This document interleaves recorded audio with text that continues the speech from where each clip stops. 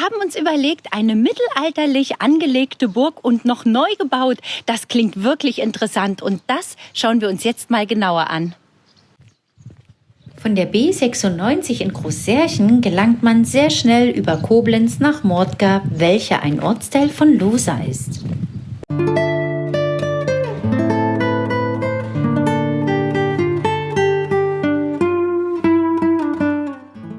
Die Jakobsburg Mordga ist eine original mittelalterliche Burg mitten in der Lausitz, erbaut im 21. Jahrhundert. Aber nochmal ganz zurück zum Anfang. Da stand nämlich ein Hügel aus Asche, die Hinterlassenschaften des Bergbaus. Bei Nacht und Nebel hatten Leute dort alles verklappt, was sie loswerden wollten. Mit Granitblöcken unter dem Schutthaufen kommt dann die konkrete Idee. Es wird eine Burg. Es gibt keinen Zweifel daran, denn in dieser Gegend gab es ja keine Burgen. Da kann man ja auch keine bauen. Aber im Stadtmuseum Hoyerswerda findet der Inhaber das Modell einer Burg von 1327, die nur wenige Kilometer entfernt gestanden hat.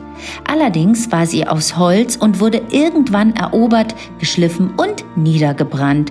Sie taugt also nicht als echtes Vorbild, aber als Grundlage.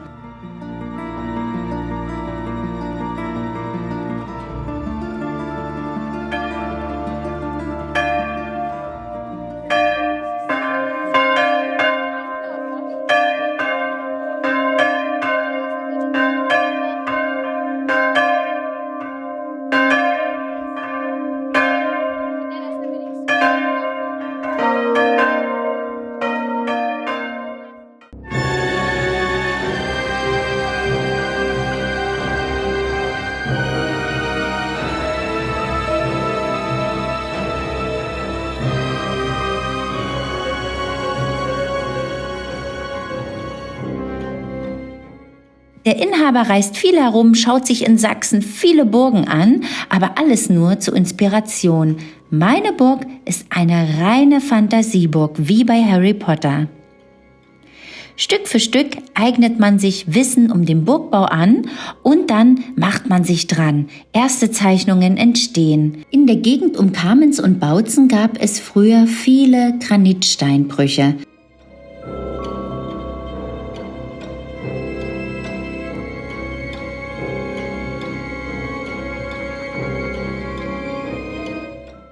Häuser bestehen traditionell im unteren Teil aus Granit, im oberen aus Backstein. Für das Innere der Burg braucht der Inhaber daher auch viel Backstein. 41 alte Höfe reißen sie für die Jakobsburg ab, richten eine Werkstatt ein und besorgen Holzbalken von Abrisshäusern aus Dresden. Die Hölzer der Bauernhöfe waren für tragende Decken nicht so geeignet. Da braucht man schon Hölzer, die schon mal über Flüsse geflößt worden sind. Die sind viel stabiler und resistenter gegen jede Art von Wurmbefall.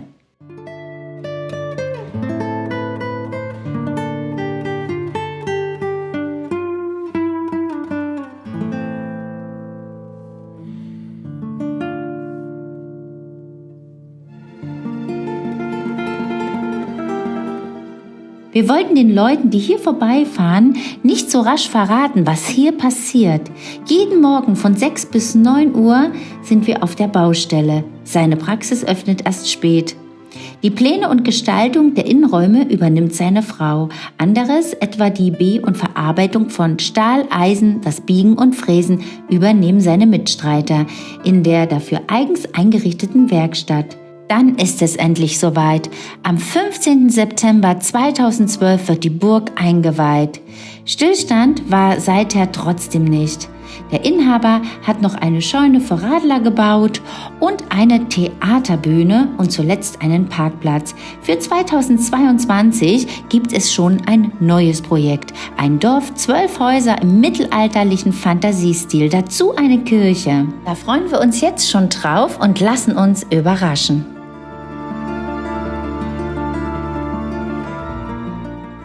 Mit diesem tollen Hintergrund möchte ich mich dann ganz herzlich von euch verabschieden.